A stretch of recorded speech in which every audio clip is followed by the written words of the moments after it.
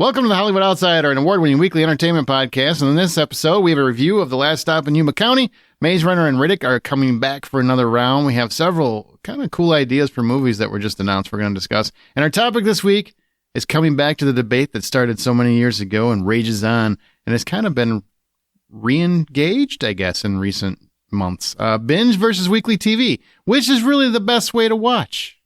Which one? Let's get on with the show and find out.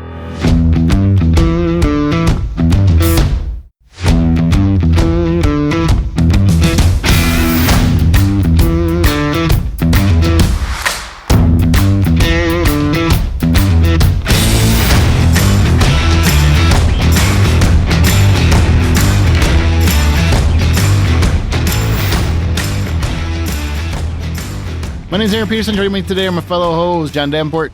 Hey, buddy. Troy Heinrichs. Hey, buddy.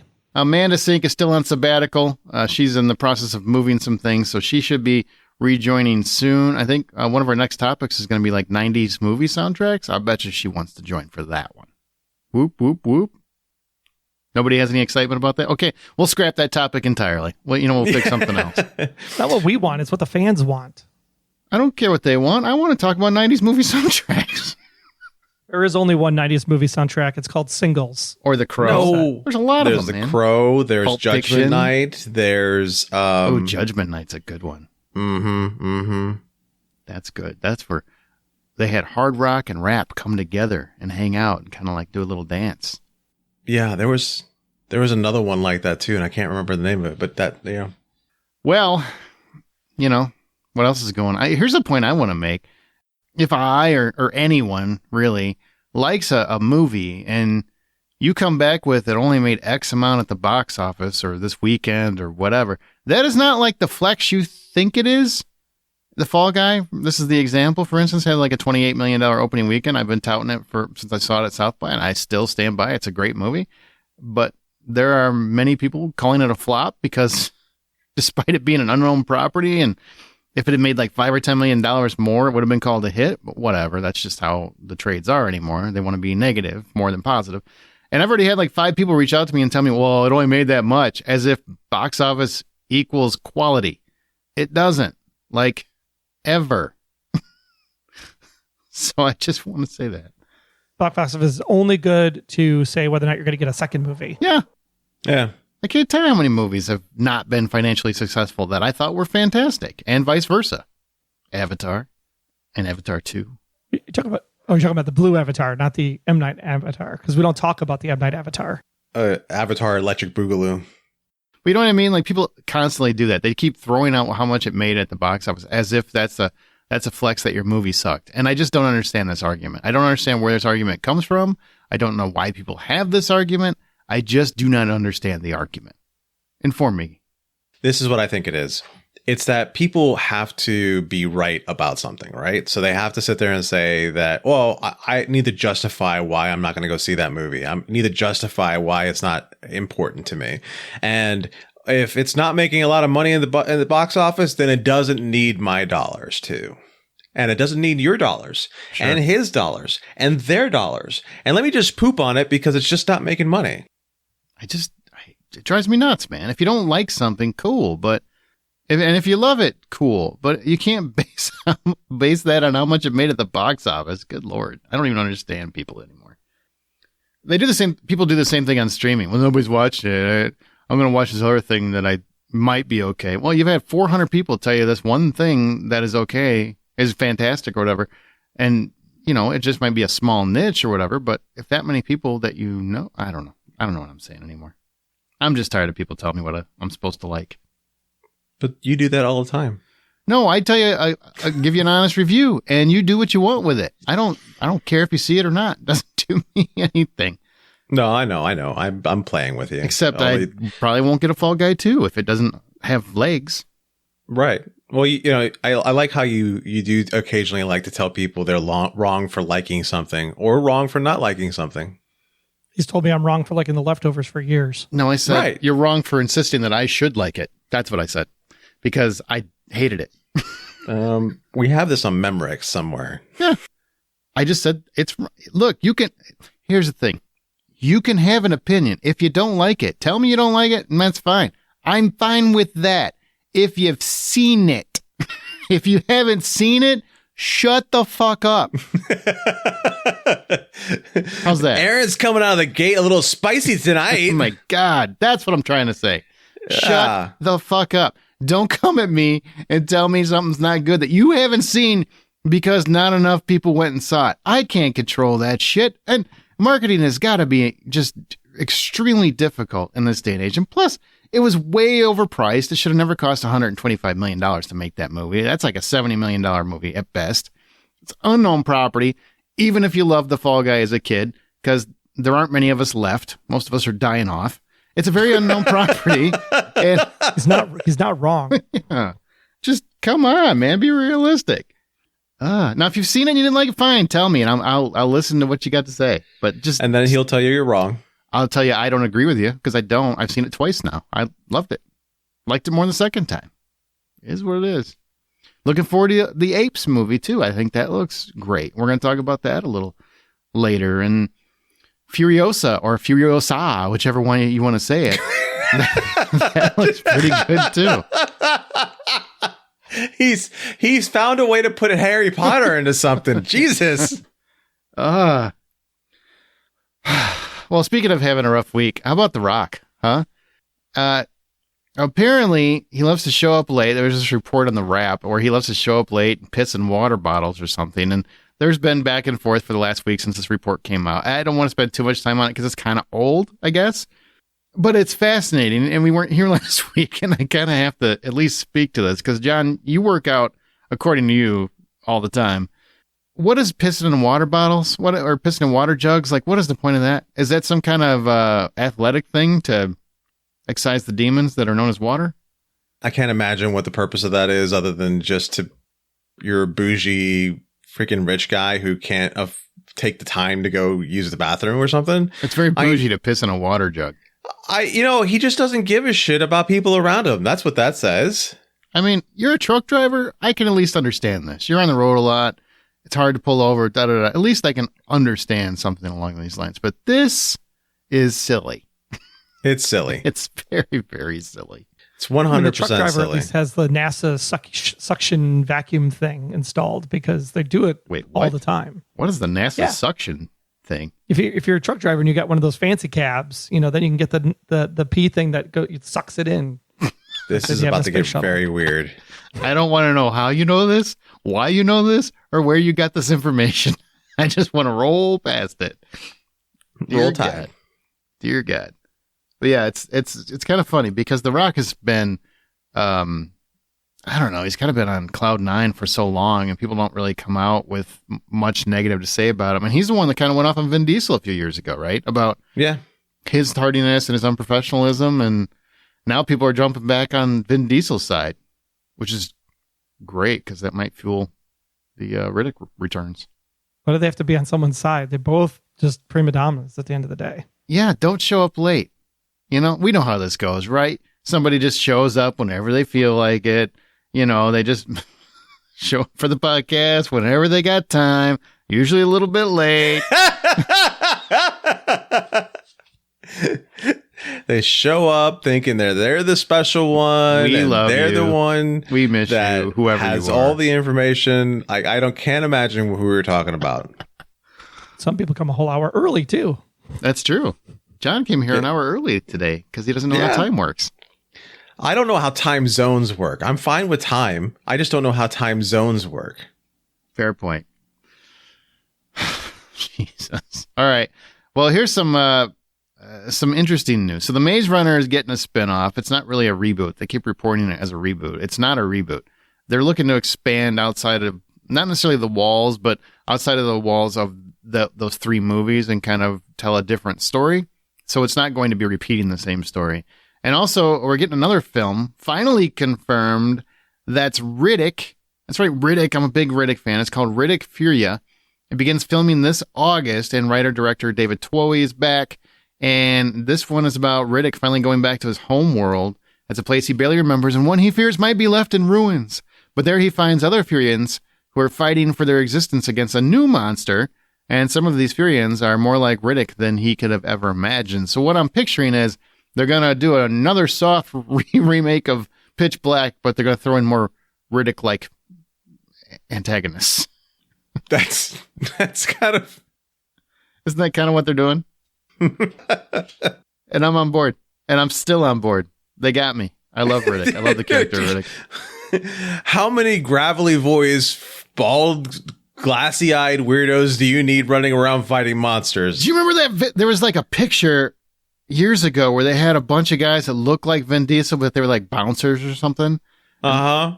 That's what they're going to find. They're going to find all those guys. Right. And give them, a shine. And then they're going to run around Furia and cause mayhem. That's what I'm thinking. They can't pull Dave Bautista back out. They killed him in the last movie. They can find a way. They can find a way. I'd be fine with just a bunch of bouncers that look like Vin Diesel. And they're like everybody has the same bald look. Like hair is actually looked down upon. It's like, ew, you got hair. That's the kind of world we're talking about. So it's Tyrese, Vin Diesel, The Rock. Oh, I hope they tie in some kind of escape via a Mustang. I think that would be fantastic. Via Mustang. No? Nobody? Am I the only one excited about this? Or is it too late? Is it too late for Riddick? This is how the final Fast movie ends, is it just goes into Riddick. It's like Dominic Toretto puts on a pair of black, glasses or goggles. Goggles, thank you. Puts on a pair of black goggles and then rides a raptor so we can finally get that Jurassic Park tie-in. Yep. Yeah. Okay. Troy doesn't seem to give a shit. You don't like Riddick at all, do you? Troy's not in for any of our nonsense today. That's the only one I watched. Pitch Black was fine. You're just not a fan? No. Plenty of sci-fi stuff out there that's better. How about Maze Runner? Anybody want that? I never watched the other movies. Is that any good? They're good. I mean, for the time, I think it was good because I had kids that were that age that made sense to watch it with. To watch it by yourself without people in that age group, I don't think makes as much sense. Okay, roger that. Because it's a book series, it's like a young adult. It's a young adult book series, yeah. Yeah. Is there somewhere more to go? I didn't see the third one. I'll be perfectly honest. I never saw the third one. Is there somewhere else to go in that story? I mean, you can always go somewhere if you tell a new story. But did you feel like it was wrapped up pretty? Yeah, I thought it was fine. I don't think it needs to go. It's been a while, okay? My kids are like freaking 15 years later at this point. We're paying Troy by the word today, apparently. This is the quietest I've ever heard Troy. Do you want to talk about it? Are we charging him for words this time around? I'm just wondering why Nicolas Cage is starring in another movie. I thought he was done. Hey, well, yeah, he's got a few more he wants to do first. So, look at that. Look at that. Look at that. John. Look at That's that called a segue. That's called, yeah. That's called a let's get the light off of me for a second and let's keep this ball rolling. All right. There's a couple of cool projects I wanted to talk about. So Nicolas Cage, is it FKA? Is that how you actually say her name, or is it Fucka? Yeah, FKA Twigs, yeah. Okay. Or Fucka Twigs. Noah Jupe. And some others are set to star an Egyptian-American director, Lotfi Nathan's The Carpenter's Son, which is exploring the rarely told story of the childhood of Jesus with a horror tale. So that's like faith-based cinema, I guess. Sure. Faith-based if you're like, oh, why are they have those hammers and spikes? I wonder what they're doing with those in that wood shop over there. I thought it was an interesting idea, but I'll be honest, if Nicolas Cage's name wasn't on here, I would have no interest in it because it reminds me too much of the Winnie the Pooh horror movie or something. It just feels like a cash grab. Yeah. I mean, the Nazarenes, like, look out for those guys. They're going to scare you when you come around the corner. It's interesting. I can't see how this is a horror. It's interesting. Maybe they're going to make Jesus, a badass like John Wick type. Well, it should probably focus more on Joseph, I would think. Like, here, let me scare you. I'm not your dad, buddy. Just FYI. Yeah. Still trying to figure out how your mom got pregnant with no one. What a great frickin' excuse. Ugh. He goes around town and starts killing all the guys that he thinks are the suspects that slept with Mary. I'm intrigued. I like this idea. I like that. Just one by one. He's just a serial killer. He thinks he's mocking the movie, but he just keeps making it better. Yeah, I think I would watch that, honestly. And then Hope Jesus that's what wakes it up. is. Jesus finds out that Joseph is actually a serial killer. And it's kind of like a Dexter thing, right? Do I turn him in? Do I not turn him in? What do I do? Do I embrace I don't know if I want the word? I don't know if I want to grow up and die for this guy. He's pretty bad. Right. Another one that I thought sounded interesting. It's currently titled California Schemin'. And this is James McAvoy is going to direct and star in a supporting role in a movie that's going to chart the true story of two Scottish lads from Dundee who conned the international music industry by adopting American accents and pretending to be an established California rap duo. It's like Milli Vanilli, but with Scots. That's kind of amazing. I don't know the You know what story. they say. I don't know the story either, but that's kind of amazing. Yeah. Because we all know the adage, right? It's not Scottish. It's crap. Jesus. I don't know if that's a thing. All right. And then Hugh Jackman. That's totally a thing from Saturday Night Live. Come on. You're not that old. Oh, it's crap. That's what crap. it is. I got it. Hugh Jackman and Jodie Comer. Otherwise known as my boyfriend and my girlfriend. Right, two of my favorites. I mean, just think of that sandwich. They're attached to star in a new movie called The Death of Robin Hood. I'm sick to death of Robin Hood. These are two people that could actually make me interested. It's directed by Pig and A Quiet Place Day One director Michael Sarnowski, and he's the writer and director. And the film's going to be a darker reimagining of Robin Hood. And set of its time, the film will see the title character grappling with his past after a life of crime and murder. He's a battle-worn loner who finds himself gravely injured and in the hands of a mysterious woman who offers him a chance at salvation. Sounds a lot like Logan. In a way. Doesn't it? Sounds like Logan, sounds like Les Mis, you know. I'm it in. sounds like both of them, honestly. There's nothing about... Look, I don't think Hugh Jackman and Jodie Comer sign on unless they both saw something we think will be worth watching. Jodie Comer's pretty good about what she picks. Yes, she does. Better than Hugh. But he was pretty good too. For a second there, I thought you said better than you. And I'm like, what the hell? Well, he's definitely better than you too. I mean, he's having a pretty good life. He's making hit after hit, but he did make The Fountain, so you got one up there. Yeah, I would have never picked The Fountain. Who would have made that piece of shit, right? Hugh Jackman. Lastly, Oscar-winning director Gore Verbinski, you know, The Ring and the first Pirates of the Caribbean movies. He's got a new action-adventure film called Good Luck, Have Fun, Don't Die, starring Sam Rockwell, Haley Lou Richardson, Michael Pena, Zazie Beetz, and Juno Temple. So it's got a great cast. And It was written by Matthew Robinson, who wrote Love and Monsters. Great film. I think it's so in. Centers on a man from the future, Sam Rockwell, who arrives at a diner in L.A. where he must recruit the precise combination of eclectic patrons to join him on a one-night quest to save the world. There's nothing wrong with any of this. No, that's amazing. It's basically Bill and Ted, but don't have to go to as many time periods. Sure. Whatever. Oh, yeah. I'm in. Sam Rockwell in this kind of role, I can't wait to see him do this. I love him when he gets to take the lead like this, and then he gets to be such a quirky character where he gets to be both a badass and kind of quirky. I'm in for it. Mm-hmm. I'm thinking like Mr. Right. I'm thinking even in Argyle is another example where he gets to be quirky but a badass, and it's so good when he gets to do that. He's fun. He's always fun. I was in with the title just because that was our slogan for our adult kickball league. Good luck, have fun, don't die. Yep, pretty much. Hands in. Good luck, have fun, don't die. Can you get injured in kickball?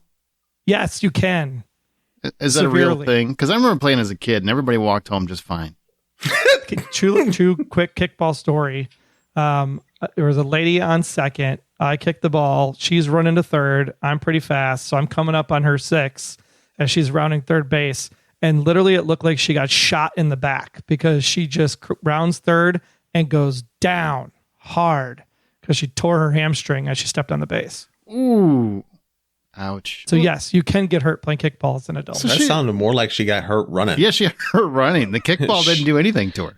And also, if she said she was on second or she was on first? She was on second running to third, and I was at home. And he was on her 6 because he's a Navy SEAL when he plays kickball. Right. Apparently he's like the Flash, or maybe like for every one step she takes, he's taking 15.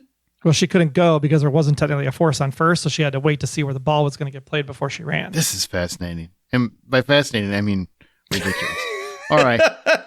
Is she okay? She was a mean girl. That's all I'm going to say. Hey, look at this guy with the segues. Oh my God. Well done. That's like 2. Oh, and did you hear that? I hope that woman's listening, because you're basically just praising her hamstring injury so you can segue to Mean Girls. Good job. Bringing home the all-new movie, Mean Girls. You can buy it on 4K, UHD, and digital right now. It's about new student Katie Heron, who is welcomed into the top of the social food chain by a group of popular girls ruled by Queen Bee Regina George. And this very new twist on the modern classic, Mean Girls. You can buy it on 4K UHD and digital right now. You can get over 30 minutes of fetch bonus features. I know it's not going to happen. It's available at retailing. It's available at participating retailers right now. It's rated PG-13 from Paramount Pictures. I really enjoyed this one. I hope you guys check it out. You know, good fun musical. Which is fun because Aaron doesn't like musicals typically. I don't. And what was fun, I didn't know any of the songs going in. You know, I really became enamored with Regina George and just how she presents herself. And don't get me wrong, Rachel McAdams, hard to top her, but I think they come close. Do a good job. It was good.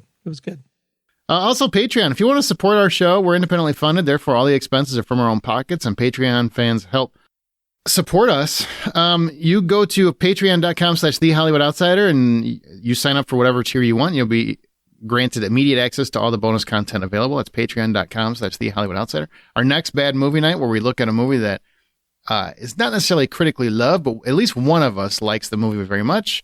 And we're going to be doing Anyone But You. So we're going to be talking about Sydney Sweeney and Glenn Powell. Mm-hmm. And until don't be then, a cheapskate. What? Because inflation and all that stuff is going on right now. Like if you're thinking about the $3 level, just put in the $5. Nobody wants to return a $2 bill. That's right. Leave it to Troy to tell you how to spend your money. All right. That's right. Speaking of telling me what's up, let's go to spoiler-free reviews. Well, it was a fun one for Aaron because he took his last stop in Yuma County. It's on theaters and on demand coming May 10th, and Aaron got to see this. The full review is up on thehollywoodoutsiders.com, so make sure you check that out. Last stop in Yuma County is while stranded at a rural Arizona rest stop, a traveling salesman is thrust into a dire hostage situation by the arrival of 2 bank robbers with no qualms about using cruelty or cold, hard steel to protect their bloodstained fortune. Stars Jim Cummings and Jocelyn Donahue. We actually interviewed them both a few years ago, right on this very podcast. So make sure you check that out as well. Also, Richard Brake, and it's written and directed by Francis Galupe. So I guess the question here, Aaron, becomes, it feels like it's a time period, little noir mixed with like a futuristic and modern day Reservoir Dogs. Do you feel like that combination best describes this film, or what kind of film is this? Yeah, it's very Reservoir Dogs meets Coen Brothers meets early 90s crime cinema. That's what, at least I assume that's what they're going for, because that's the vibe I got from start to finish. It's very much where you have a bunch of eclectic characters that you kind of change allegiances as you go throughout the story, because, I personally, going into this, I assumed I'm going to be following Jim Cummings the whole way, because I'm a big fan of Jim Cummings. He's what got me interested in the movie to begin with. Did Thunder Road and The Wolf of Snow Hollow, Fan Heads, talked about on the summer movie preview. But watching it, he's not really a lead per se. It's very much an ensemble, just like Reservoir Dogs, just like 2 Days in the Valley, those kinds of movies from the 90s, right? Where you had this mix of characters and they were kind of connected, but you don't really know how they're all connected until you get closer to the end. And then, you're just trying to figure out, how is this thing going to play out? How is it? Because the tension continuously gets amped up as the movie goes, and it starts really just getting tighter and tighter and tighter until we get to the final act where everything unravels. I mean, how was your bestie Jim?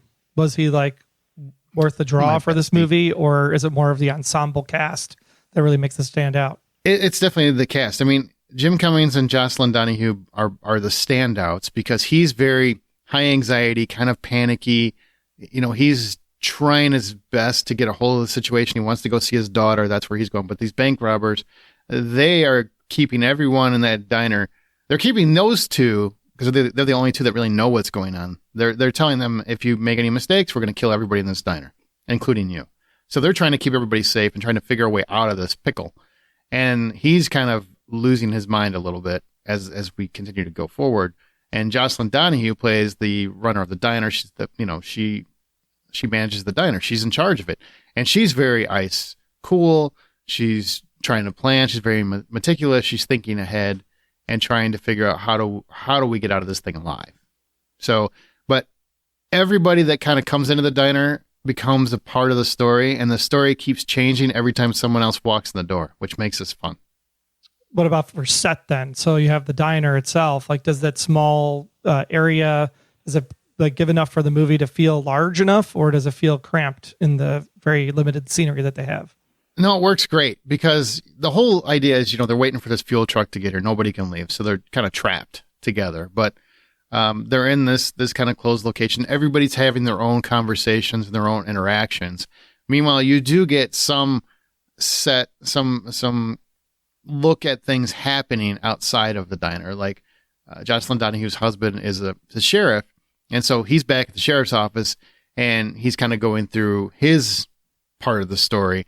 And it all kind of, everything does connect by the end, right? Everything does connect, but there's definitely enough of other things happening, including Vernon, who runs the actual gas station portion, the attendant of, the fuel stop. He has a completely different area of the story too that comes into play in various parts. So yeah, you're still moving around a lot. It's just a very small locale. It works great. Obviously, this kind of movie seems like sound and music and soundtrack would definitely add to the ambiance. How'd you feel that worked and added or took away from the movie? Yeah, it's very much a character in the film. The score isn't quite, it's not as eclectic as, like, say, Reservoir Dogs or a Tarantino movie, but it's definitely going for that vibe. And there are moments where it harkens back to it. But I do love the way that the film is shot. I love the way the story is laid out because there are pieces that from the very beginning play out at the very end that it's trusting the audience, right? He's trusting, Francis Galupe is the writer and director. He's trusting the audience to remember the important details that come back later in the film, which I love because most filmmakers these days don't do that. They're scared the audience is too stupid, so they don't trust them to recall important information. And he's giving you a lot of detail up front that plays out later that is all connected. It's very cool. I love the screenplay. All right. Well, if $10 is full price of admission, what are you giving The Last Stop in Yuma County? I give it $8 and it hit a sweet spot for me. I definitely recommend it. Nice. Okay. And we're going to move on, but anything you guys have seen recommended since we haven't been here in a couple of weeks, If anybody says How I Met Your Mother, I swear to God, I'm going to bump you on the head.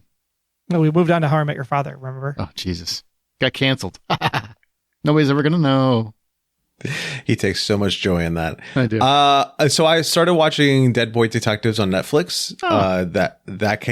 It's coming out very good. I'm almost done with the series. I took a break from it after about episode 6 or 7, but it is very well done, very beautiful to look at. It is a Neil Gaiman story. It's part of the whole not Lucifer, but part of the whole Sandman world, and it has some connections back to it. So I thought it was very good, and I finished up Shrinking on Apple TV over a weekend, and I just adore that show. It's got the same sort of love to it that Ted Lasso has, only completely different story, and people are a little bit more shits to each other, and I just love that a little bit more. I actually started Dark Matter. Just dropped today as you're listening to this podcast on the day of release. 2 episodes have already dropped on Apple TV. So if you are a multiverse, fringe, science, trying to think of the Arnold Schwarzenegger movie where there's like clones. I'm trying to remember that Sixth Day. Yeah, Sixth Day. I think it's the Sixth Day. Sixth Day. It's kind of like that. He's basically lives his normal life. Jennifer Connelly is in this. It's really good. He living a normal life, and then all of a sudden he wakes up and he has no idea where he is, only to find out that the other him from another universe has basically built portals into many different universes, and he has to basically find his way home through all the different universes. So definitely right up my alley. So I know John will probably like it. Sci-fi, Apple TV. Is it very multiverse-ish? Like it's kind of like a multiverse? It's not like multiverse isn't the gimmick. It's just that, it's kind of like Quantum Leap where you're like, you can't get back home. Kind of like Sliders. If you ever remember Sliders from back in the day. Just there's something happening that he can't use the technology to get to where he needs to be. Fair point. I finished Shogun. Fantastic show. I'm glad it's only one season, and they finished the story. People that keep compared it to Game of Thrones, stop that. It's not like Game of Thrones at all. And also Fallout. I don't know. I can't remember if we've talked about Fallout, but I did finish Fallout. And Walton Goggins can do no wrong in my eyes. Period. And I didn't need to play the frickin' game. And it was renewed. It was renewed right after it dropped. Man, it came out pretty quick. So hope people are such a good show. I didn't play that game either. I don't care about the game. Love that show. Have no interest. Okay, let's go to upcoming attractions where there are some cool things coming up. Yes, and one of them is already here, and that is a fully remastered version of the 1970 Beatles film, Let It Be. It's over on Disney+. If you haven't checked this out at any point in time over the history, it's been fully remastered. It looks gorgeous. If you're a big Beatles fan or enjoyed the film Yesterday, which I thought was a fantastic movie. Oh, it's great. I love that movie. Yeah. Great way just to be with these, people again, that have obviously passed on. So it's a real touching. If you have any love for the Beatles at all, I would highly recommend checking this out.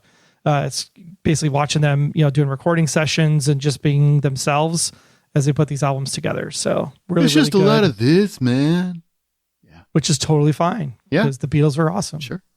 A lot of people owe their works of art today to the Beatles. So worth checking out for sure. Mother of the Bride. This one is very interesting. Definitely up to the rom-com standards of Netflix of late. When Lana's daughter Emma returns from a year abroad, she drops a bombshell on her mother that she's getting married on an island next month. But that's not all. There's more. That's right. Because when Lana father discovers that the mystery man who stole her daughter's heart just so happens to be the son of her former college boyfriend who broke her heart years ago. Oh my God. Hilarity ensues. Sorry. That's my I'm really invested voice. The one that actually looks really interesting, actually, and hopefully we'll get more than just a limited release on May 10th, is The Pool Man, the story of Darren Brannerman, is a native Los Angelino who spends his days looking after the pool of the Tahitian Tiki apartment block and fighting to make his hometown a better place to live. He's finally tasked by a femme fatale to uncover the truth behind a shady business deal. Darren enlists the help of his friends to take on a corrupt politician and a greedy land developer. Only his investigation reveals a hidden truth about his beloved city as well as himself. And he might not be able to get out of the sticky situation he's in. And Chris Pine looked really great in the trailer for this one. So, and it's his directorial debut. Check this one. Yeah. But the one that everybody should go see is the continuation, yet not a continuation because it's not related to the three movies, yet it is related to three movies. And that is Kingdom of the Planet of the Apes. Set several generations into the future following Caesar's reign. We don't want to spoil the third movie. In which apes are dominant species living harmoniously. Hang on. You finish your description. It's like, you don't want to spoil the third movie that came out like 8 years ago or something, or 5 years, or whatever the number is. Caesar died. There we go. Now I really hope somebody was like halfway through that third movie and they just paused it to listen to our podcast. And I'm like, son of a bitch! God damn it, Troy! God damn it! That's what I'm hoping for. Following Caesar's reign, in which apes are the dominant species living harmoniously and humans have been reduced to living in the shadows, a new tyrannical ape leader builds his empire one young ape at a time. And then one young ape decides that he's not going to take that and undertakes a harrowing journey that will cause him to question all that he has known about the past and to make choices that will define for future for apes and humans alike. Do we need humans in these anymore? Can we just go straight CGI all the way? I mean, because isn't it the whole concept of where we're headed is the apes control the earth, right? I mean, I get there would be people still around, I guess, but I kind of like, when Charlton Heston showed up and he's like, shit, there's no other people here. Well, there were other people. They were just dumb. Well, yeah, I guess so. And if we remember the one ape movie that we don't talk about with Mark Wahlberg, that doesn't count. The apes, the humans were basically slaves for the apes. Right. I guess we could. So they could be tying them all together in some way, but this is it's still their own thing. And I know they are making this as a first movie, like you said, so it isn't really connected. It's its own thing. So you don't even have to watch the other ones, I would assume, based on what I've heard. That's what they're saying. So Caesar might not be dead.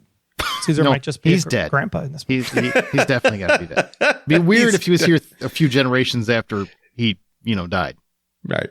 Definitely dead. But he died in that trilogy. This is supposed to be different. They just name another ape Caesar and move on. Why not? I don't know. They clearly want to tie it into lore because they talk about Caesar's reign. So, All I know is I want to fight between them where they're basically just going back and forth about are they a monkey or are they an ape? I think that would be honestly my favorite thing to ever pop into one of these movies. If you just have the actual apes on horseback fighting over if they're monkeys or apes. Why does it have to be red and blue all the time? Can't the purple party or the green party? What about orangutans? That's a debate people always have. They're monkeys. They're not monkeys. They're apes. Just have that. I would love to have these characters, in their monkey lingo, having this, or ape lingo, whichever way you see it, having that. Or orangutan. Or orangutan. Have them all. Have a big party. Trying to figure out who's what. Well, if you don't care about any of these and want to just stay at home, you could watch Godzilla X Kong, Sting, and Sasquatch Sunset, all hitting digital on May 14th. All right. One other thing you can watch, and I'm not kidding about this. You can watch it because it's now available, and I wish you would because it's fantastic. On DVD and Blu-ray right now is one of my top 5 series from last year, Lawman, Bass Reeves. This is the latest series from Yellowstone co-creator Taylor Sheridan. I know he's got 14 of them, but this is a great one. And it stars David Oyelowo as legendary lawman Bass Reeves, who was a real person. And it follows his journey from enslavement to law enforcement as one of the first black U.S. deputy marshals west of the Mississippi. It's a harrowing, emotional, and very thrilling ride. And this DVD, or the Blu-ray edition, whichever you prefer, contains over 2 hours of special features and exclusive interviews. So be sure to pick up your copy of Lawman, Bass Reeves as soon as possible. Again, it's fantastic. And it's a closed season, so you'll get a beginning and an end. And it's a great story. I absolutely love this series. All right. Now let's go to our From the Outside In topic.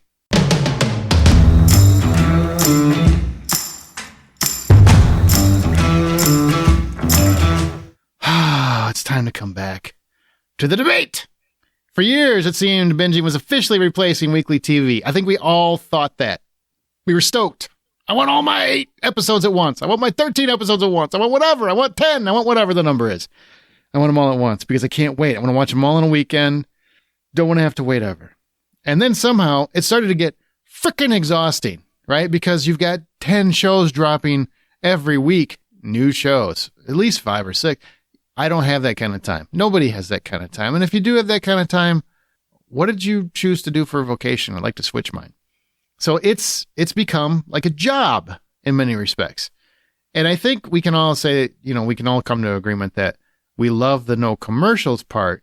But when you have 8 episodes of something you want to see dropping every day, sometimes multiple times a day, it can really cause a lot of burnout for some people. And I've even talked about it causes stress to me. Like it literally causes stress. I'm trying to watch something before I go back to the internet because I'm afraid some asshole is going to spoil something that just dropped. And they will if you don't hurry up. So it's back to this debate. Binge versus weekly TV. Okay? So let's start. What is your current preference? And I mean, you don't get to seesaw. You don't get to say, I love both of them equally for the same. No, one of the two has to be the current favorite. So which is it and why? And has it changed in recent years? I don't have a preference. I mean, I know you don't want seesaw, but I don't control whether it binges or not because it's controlled by the people that put it out. So Avatar. What do you typically, go on an average? Everybody has more than 50%, and there's 2 options here. So which do you find yourself doing more often, weekly or binging? I mean, the shows that I currently watch are released weekly. There you go. I would have to say weekly. There you go. Wasn't that hard? But if a show drops all the episodes at once, I will also sit there and literally binge all 8 episodes of Avatar in one day. I get it. I'm saying things in one day. What are you doing mostly now is what I'm asking. And most of your shows mostly because weekly. Some of the data that we're going to share as part of this discussion, most people are dropping weekly episodes again. So mostly I'm doing weekly episodes currently. I don't wait till the end of the season because I don't want to be spoiled. Well, I don't know. Is it really mostly? I mean, because really Apple's weekly. Prime is after the first season. They do weekly. But Netflix is still binge all the way. They might do it in blocks, but they're still binge. Netflix is experimenting. They do some weekly, they do some periodic. What do they? They don't do anything weekly. What do they do weekly? Some of the like Squid Game. The reality shows. Oh, the reality show. Yeah, the reality show. Okay, well, the fictional scripted material is still binging. It's still dropping as binge material. That's their model. That's their whole model. All right, John. He's got more weekly based on what's going on now. Yeah, I'm finding myself leaning towards more weekly. Also, part of it is that I just don't want to sit down in front of the TV for 6, 7, 8, 9, 10 hours anymore. And if I do, it's because I'm absolutely captivated by whatever it is that's that's in front of me. But more often than not, I'll find myself doing an episode or two. That's it, and then I can move on to something else because I just don't want to waste all that time over a weekend. Focusing on my couch and my TV. I got a lot to do. Yeah, mine hasn't. I do have a lot to do, but that's not why. I've come to like binging less. I think, it's one of those things. It's kind of, maybe I'm an eternal rebel, right? As soon as something becomes popular, I don't want that no more. I don't know, but when it first came out, it was the minority. It's called contrarian. No, I'm not. I mean, it's really not being contrarian. I just think there's too much now, is what it is. There are like Troy said, there are definitely some shows I'm going to binge. Cobra Kai drops. I'm going to watch it all when it comes out. Oh hell yes. There are those shows. Stranger Things, same thing. I'm going to watch every episode that drops when it drops. And Cobra Kai is going to be easier because it's going to be 3 mini seasons. Yeah, that's a weird. They're doing 15 episodes and they're breaking into 5 episodes a block, and we'll explain why in a bit. Yeah, sure. But what I find myself doing mostly though now is weekly. Even when something drops all at once, I'm still watching 1 to 2 episodes at a time. I mean, Shogun, I got pretty deep before I started watching it because I wanted most of it out already, thinking I would want to binge all of it, and it wasn't the case. And don't get me wrong, it's a fantastic show.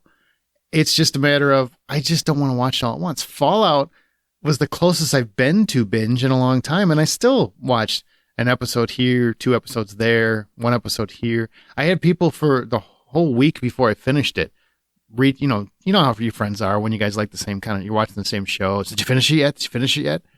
And I hadn't, and I wasn't in any rush to. And I loved the show. It's just, I was really missing the anticipation, I think.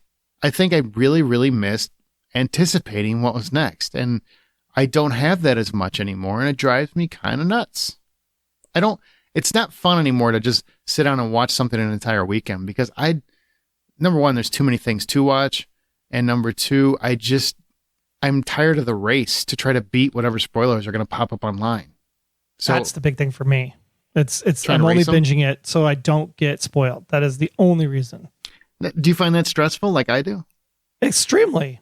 Especially when it was like Avatar and like the whole world loves Avatar, the real Avatar, not the blue special. We got it, the new show. And then, because I didn't want to they ruined this or they changed this or this isn't like, I didn't want to see any of those articles. I wanted to watch it for myself and then go read all the stuff to see what was different or changed. And I knew it was going to happen. And sure enough, like literally like within 8 hours of the show dropping, like someone had like finished all 8 hours already. Did any part of you feel as though that ruined the experience because you were really excited about that? Did that take away from you enjoying it? No, because I sat down and like thoroughly enjoyed each episode because I basically shut myself in a room, like Arjan said, and literally did nothing for 8 hours because I wanted to just be isolated and enjoy the experience. But if it wasn't for spoilers, I wouldn't have had to have done it in one day. I could have done 2, which is the way that the show was designed to be watched. It still happens. I'll still sit down and binge something over a weekend. Fallout is a perfectly good example of something that I sat down and binged over the weekend. But it wasn't because I was afraid of spoilers. It wasn't because I was afraid of losing interest. I was so captivated by everything in the first episode, the second episode, that I just kept on getting better and better. And because of that level of captivity that I had towards my attention because of the show, I was like, oh, I'm going to totally bang this out in an afternoon. It's going to be great. And I was fine with that. Part of the issue is that there's not a lot of things out there that are binge worthy. And on top of that, binging a show for me becomes more about who am I doing that with? What kind of time am I spending with the person next to me? You know, and when I'm on my own, I'm not interested in like just sitting down all that often and just sitting and watching things. But if I have somebody that I'm going to watch something with, that's a different story. We'll sit there, we'll watch it, we'll stop at the end of the episode when we look at each other. Do we want to keep going? Do we not want to keep going? Do you want to go get some food, see the sun? You know, we'll do all those things and then we'll move on or not move on. And that's a different story entirely. And to me, you know, what's interesting is that Avatar, the way that they wrote the episodes, it literally was great. It broke it up into watch 1 and 2 together, 3 and 4 together, 5 and 6 together, 7 to 8 together. So what they could have done is they could have actually done a 4-week release and done 2, 2, 2, 2. And that actually would have given more people the ability to have the fandom conversations. So we could have all been there and saying, hey, I remember when this happened in this episode, and oh my gosh, but they showed this thing, but it was actually from the second season of the cartoon, not the first season of the cartoon. We could have had those conversations and it would have kept the show in the limelight more than what it was. And I think they missed a chance of having like a really great sticky community about it, especially after it got picked up to do book 2 and book 3. So I think Netflix could take a look at that and say, hey, maybe there's a good idea to like only drop 2 or 3 at a time and do more spaced out like they're going to do with Cobra Kai, but do it closer, not like Cobra Kai where it's, sure, you know, months apart. I like the 2, like that's kind of more bingy, right? You're getting 2 instead of just 1. So there's only going to be like a month of interaction, but man, I miss the water cooler conversations. I mean, Troy, you and I cut our teeth on TV podcasts. Like we did that for a long time, right? With different 10 shows. years. And John, you've done it too. Like there's something about having that conversation right after an episode airs or for the following week leading up to what's going to happen, how's this going to get resolved. And that is so missing on a lot of anything that's binging. Those conversations dry up quick. There's an exception every once in a while, like Stranger Things. For some reason, those conversations went on long after that show would end and stuff. But most shows are not like that. Most shows, look at Fallout. I already am seeing hardly anyone talking. We're talking about it now, and some people are probably like, "Well, that's so old." And it was only like a few weeks ago that it came out. But because people are on to the next thing. Nobody is really like sitting in it. They're not letting it stew in the juices. You know what I mean? Not to be gross, but they're not letting it soak up the flavor, and it's not becoming a phenomenon. Now, there's so many things I think could be a phenomenon. I think Avatar could have been a phenomenon. I think Fallout could have been a long-standing phenomenon. If that was every single week, I think that would be something people were talking about every single week. And instead, it was like 2 weeks and then done. And that's a mistake. Yeah, we'll throw in. I found an article from a company that did a look at 100 most in-demand TV series in the U.S. from January to May of 2023. 75 of those shows were released weekly. 16 of them used what was called a periodic release, which was basically this kind of idea of 2-2-2-2, where there's more than one episode released at a time, kind of like Only Murders in the Building when they drop 3 or whatever it is. And then it goes weekly after when that. It starts. Mm-hmm. Versus the binge. And what was interesting looking at the results of this was the fact that they talk about decay rate. So how much is the show in the zeitgeist talked about, brand awareness, all of that fun stuff. And when you release it at one episode at a time, and they looked at both post-season to off-season. So the season is over and then it goes into the off-season. You had an 89% decay for one episode at a time versus 38.5% decay for binge. So clearly, wait, what is that number? Give me those numbers again. So 8.9% decay if you did one episode at a time. Okay. So if you're post-season, so it's post-season, so you could binge the whole thing, but the series originally released 1 week at a time. And so if you go post-season to off-season, it was 8.9% decay. Uh-huh. But for a binged show that was released because it binged, now literally like a week, and they count the week of a binge, they count 4 weeks as like the season window for a binge show. Like after 4 weeks, it's now off season. Sure. That decay rate was 38.5%.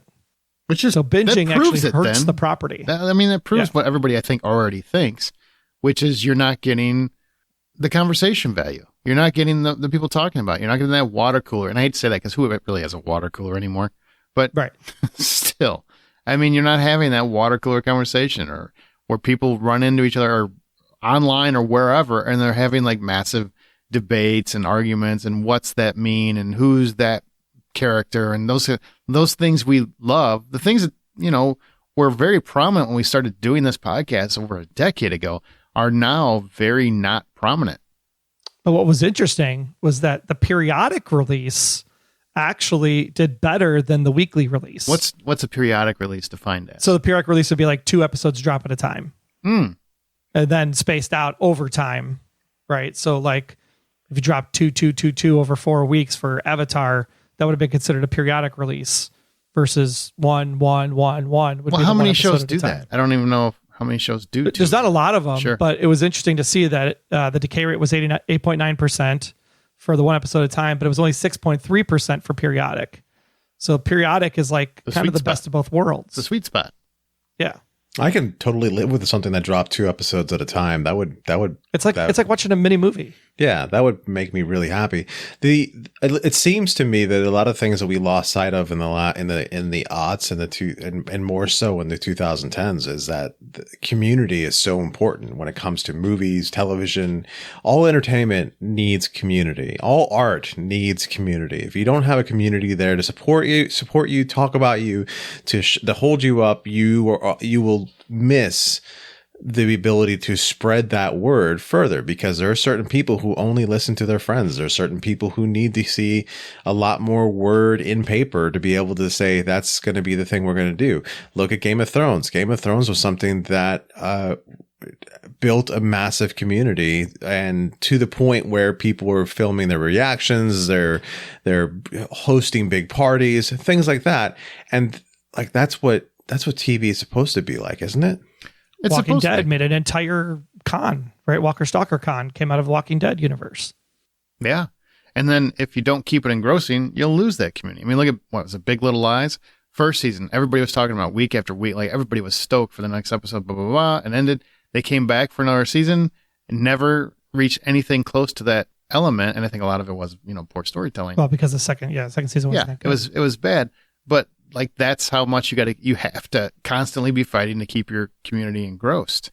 And I think when you say when did community start suffering, I think obviously it's COVID was a big hit, because that changed how everything went. Number one, because they started making a flush of content for streaming, of course. And you had people, they changed how they watched things because everybody's stuck in their house. So they're pushing so much to streaming so quickly that everybody's wanting things at home. Everybody's like, when's it coming to streaming? That's the first question I have. So many people ask me when something comes in a theater. When's it coming to streaming? I don't know, dude. I don't care. Like that for me. This is me personally. You can like it all you want. I don't care. I want to see it in a theater. But most people, a lot of people, not most, but a lot of people want to see it at home. And COVID made people comfortable being alone. I think that whole time period made people very comfortable being isolated and not having that sense of real community, which is to what your point was, John. I think we lost a big sense of community during that whole experiment of sorts. Yeah, sure. Let's call it an experiment. I don't know what to call it. So. It's very real for a lot of people. So I'm not trying to dilute anything that might have happened to people. I'm just saying during that time, I do think we lost a piece of ourselves. No, I certainly think everyone lost something when COVID hit. And as far as entertainment's concerned, take a look at what Disney Plus happened. It came out just before COVID hit, right? Mm-hmm. And Disney Plus shoved everything down our throats through that, and did not survive my cleaning of like how many services I have and what I need and don't need. Disney Plus is gone because none of the movies really were that important to me. None of the TV shows really hit home for me. Anything I did like, there really wasn't anything. Like the National Treasure show, that was pointless. Oh, I almost just dropped Disney last month. And then, they had a bundle deal where it basically came out a little better on my Hulu subscription by bundling them. And I'm like, all right, because I want Hulu. I like Hulu a lot. And I definitely want ad free. And that's going to be my segue right there, guys. Because I want That's to talk. almost as good as Troy. Troy should have done it, but that was pretty good. You know what? I'm sure he was thinking about it, but Yeah. the biggest win of all of this, right, is the no commercials. Because I gotta say, and John, you and I were privy to this recently. We had to watch the Red Box app for a movie for the Inspired by True Story podcast, and it was miserable because of commercials. Absolutely. I cannot go back to a world with commercials. I will stop watching TV before I go back to commercials. I have decided that.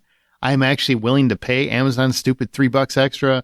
I feel like I should be fighting against the man, and I just can't do it because I can't do another laundry commercial. I can't do another anything, personal hygiene product. I can't do any of it. I just can't.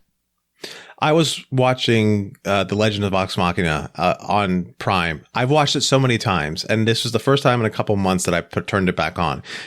And I'll say watching with quotation marks because I was either drawing or cleaning my place up while I was on. And halfway through the episode, they had a commercial come on, and I just my head snapped to that. I was like, okay, you can give me a commercial before, you can give me a commercial after, but not during. Yeah. What is this, 1997? For God's sakes, people. Can you I can't. 4 Like commercials, max 2.5 minutes, promote one of your other shows on the service. But once the show starts, the show starts. Right. I have Peacock, and I watch Peacock for Dateline and some other stuff. I'll put it on there, and there's a periodic commercials. I'm okay with it because it's Dateline, but if I'm actually engrossed in something like that movie we watched for Inspired by a True Story, I was just frustrated, tired. I saw so many Dairy Queen commercials. I gained 10 pounds just from the commercials themselves. It sucked. It sucked so hard, and it made a movie that was, I think they said the timing of the movie was like an hour and 2 minutes. It made it 2 hours long. It was an hour and 48 minutes is what it was. But it ran for like 2 hours and 10 minutes or something like that. It was a stupid amount. We've had conversations about how movies can't be that long. I just can't do that anymore. And I don't know if that makes me bougie in some way. I don't know. But I am too good for commercials officially. I've never seen a commercial that talked me into buying anything. It's just, I'm sure they've done studies.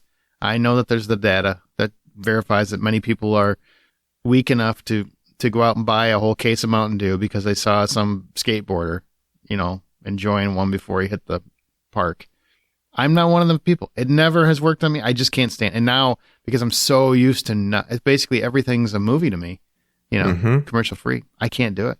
I'll never go. No. I don't understand why social media hasn't picked up on that, honestly. Like, why, if Facebook needs to make money and Twitter, X, or whatever needs to make money, it's like, give me a $3 or $5 plan to get rid of my ads. Would you sign up for it? I totally would. If it means that I can actually see what my friends are doing instead of getting bombarded by mattresses all the time, sure. That is true. I mean, I just said Amazon introduced that $3 extra for ad free, and boy, I didn't have to blink before. I'm like, sign me up. I do not want to watch commercials. And I didn't do it immediately. So I was getting ready to watch Psych because I still enjoy a good Psych before I go to bed. Puts me in a better mood when I'm going to sleep. Makes me feel better like a baby. or Schitt's Creek or Modern Family, like something. And, something to unwind with. Right. Yeah. But I have Hulu ad free, so I don't have to worry about for those shows. But for Psych, I still go to Prime, and I do own them all. So it's not like I'm not afraid to buy them. But the ads started popping up, and I couldn't do it. I just couldn't do it. And I think they only do the ads at the beginning, and I still couldn't do it. I'm like, no, I'll pay your $3. I don't care. And if they would have said it's $30 a month, I probably would have sat there and thought about it. I probably just would have said, I guess I'm going to get a DVD player in this room, and we're going to start watching DVDs when I go to bed. But still. So what about you, Troy? Do you watch any commercials? Only the ones that are in the front. So if it's in the middle, like Dateline, like he's talking about, you would just turn it off? I cancel the service. If there was an ad in the middle of my show, I would cancel the service and never go back. Because you're officially at that point. Oh, yeah. What would you do if everybody started going that way again? If Paramount drops a single commercial in the middle of freaking Star Trek, like, no, Paramount would be gone. I wouldn't even watch Star Trek. So you never watch broadcast TV anymore then? Ever? Oh, no. I watch all my broadcast on Hulu.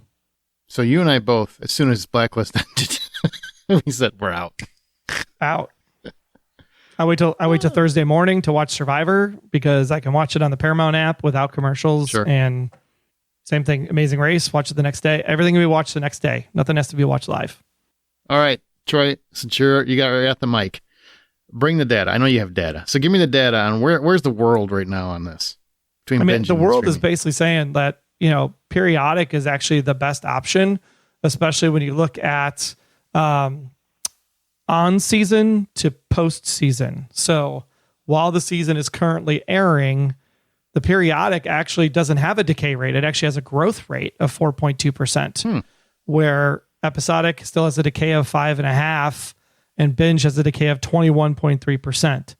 And what was really interesting was actually looking at specific shows and comparing them against each other. So they took Squid Game, Stranger Things Season 4, Mandalorian, and House of the Dragon, and they put them on a chart based on like how many days before the show started and then how many days after the show started. Before the show started, Squid Game had like no awareness at all until like 2 days before Squid Game dropped, right? The other three obviously had preceding properties, so people are aware of Stranger Things 1, 2, 3. Mandalorian is part of Star Wars. House of Dragons part of Game of Thrones. But when the show starts, you can see Stranger Things like just skyrockets up until the 4th week. And at the 4th week, it just dies. Like there's no engagement for Stranger Things after the 4th week. Now, season 4 was a little bit of an anomaly because it did have a 2-part release. Yeah, it broke it up. So at week 8, when the second part came out, Stranger Things shoots back up for the finale. But again, 4 weeks later, it just goes right back in the toilet.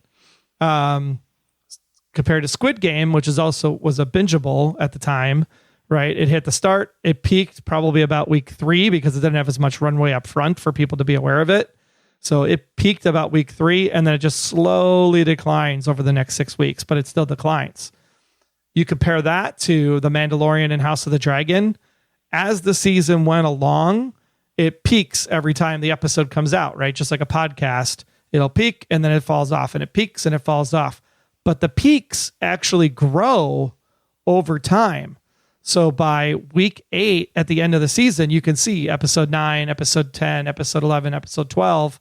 As you build up to that finale, you're getting engagement growth in those types of episodes that are airing weekly. So there is something to be said about that community coming up to the finale being like, we're all watching the finale together, because it outperforms Stranger Things and Squid Game at that point.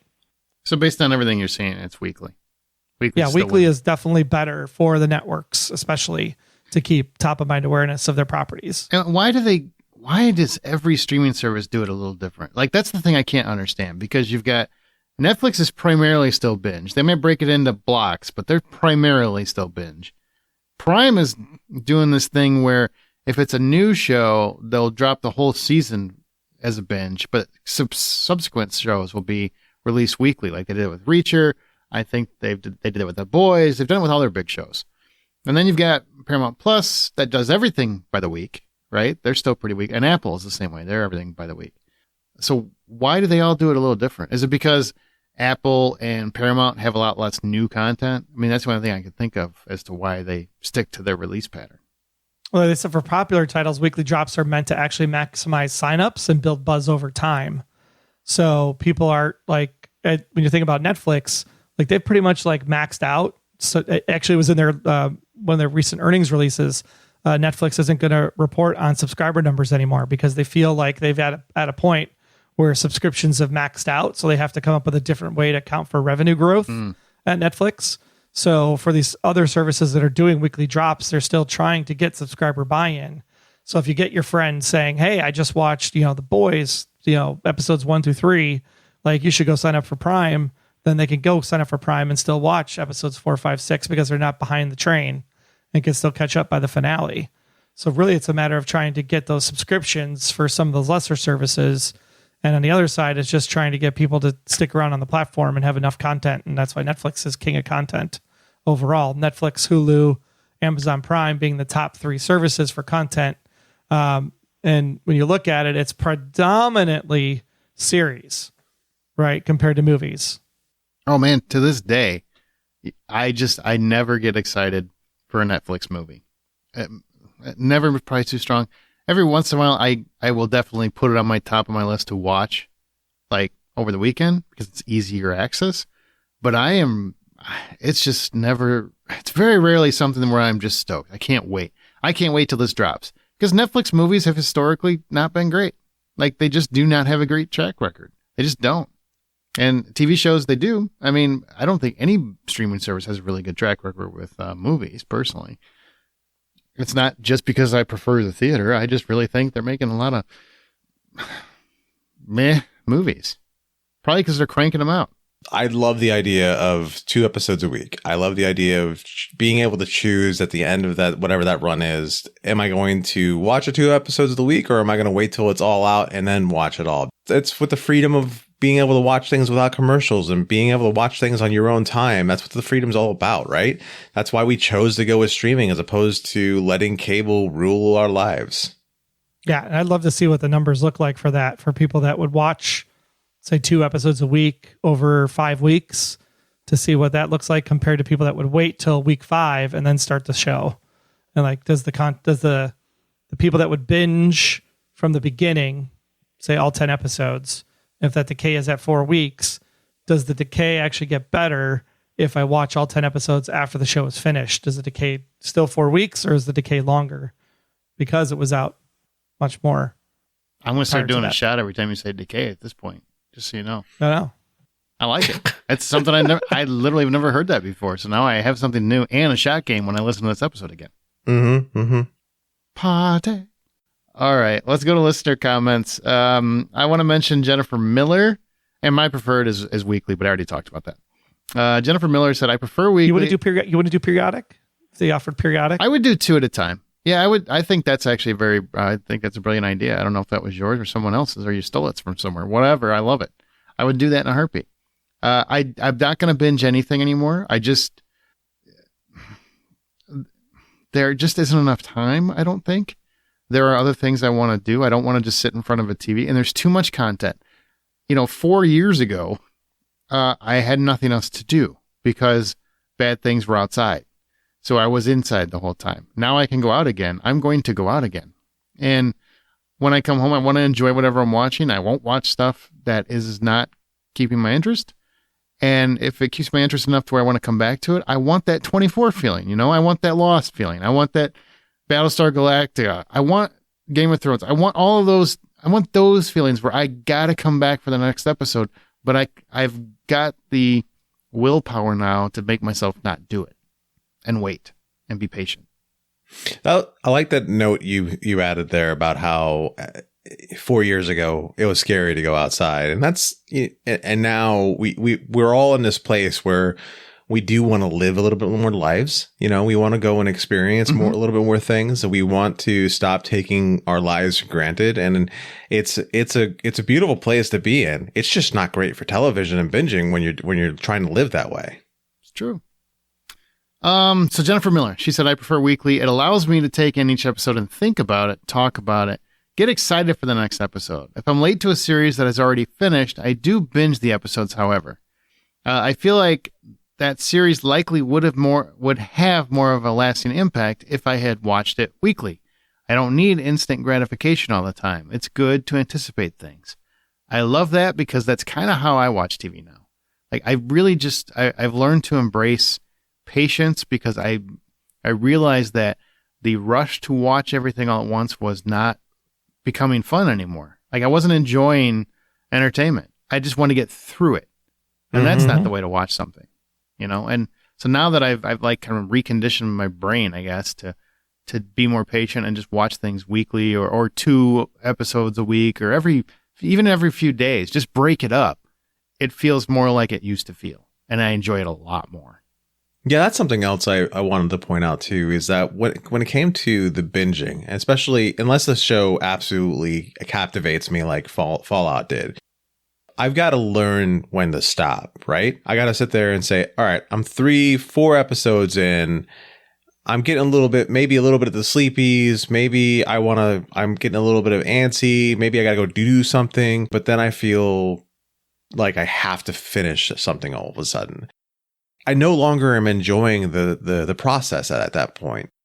So that's another reason why I've gone to, for the most part, trying to space it all out.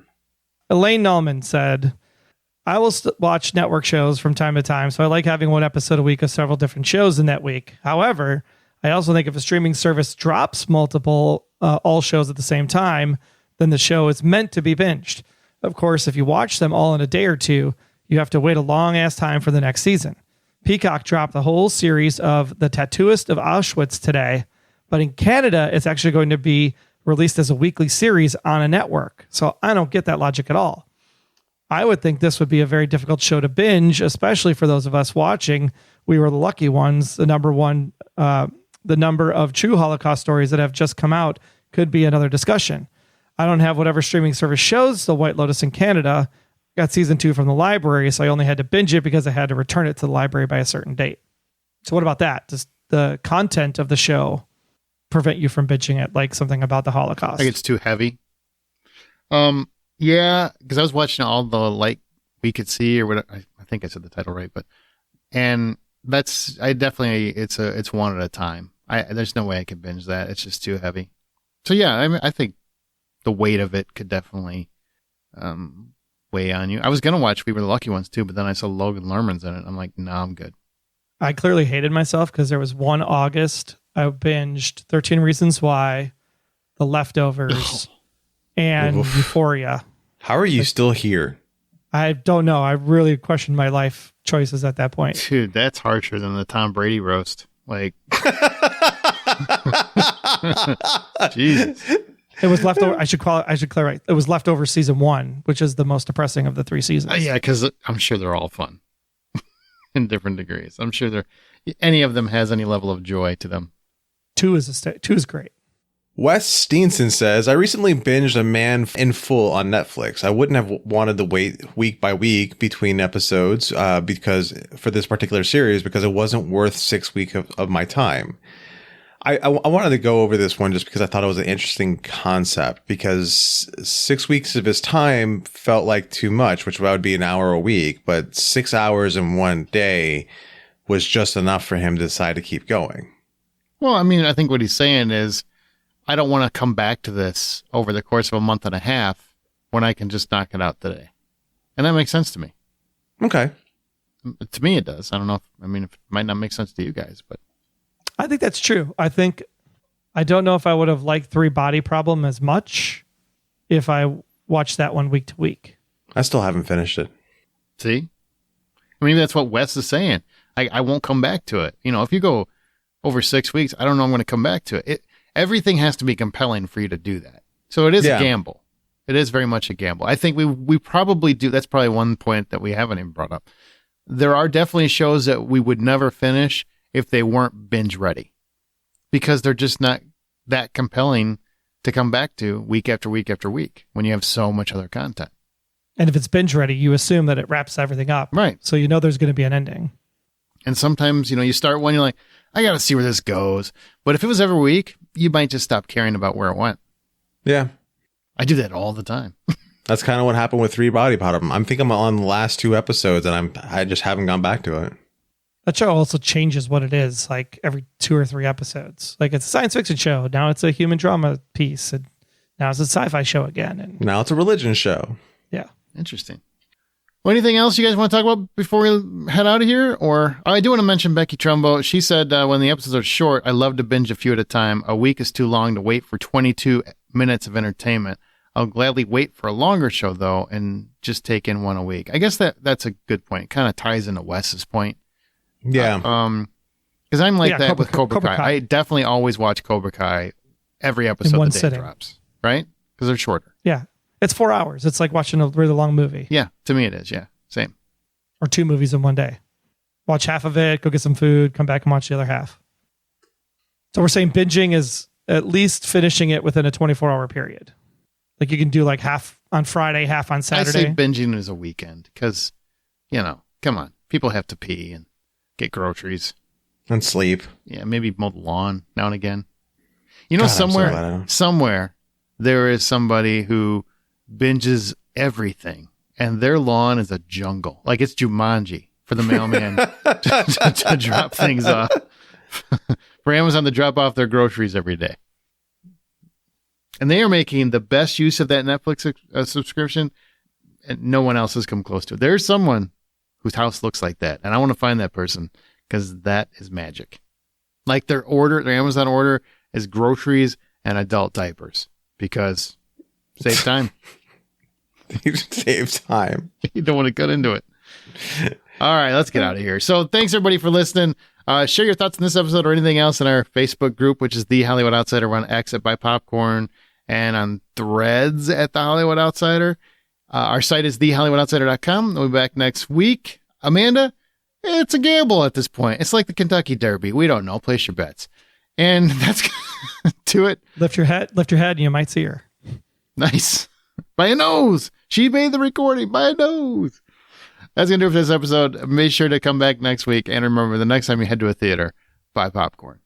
I wonder if she's still driving from where she was living. There's a whole episode about streaming and binging. And he's like, he forgets the whole, like, from comfortably from your couch. Oh, what did I say? Oh, sorry. Hey, hang on. If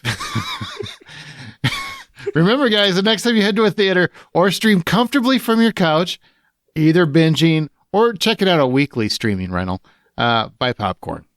God damn it, Troy. Why don't you say something before I talk? No, you wanted to get to that Amanda joke so quickly. So bad. It was so good.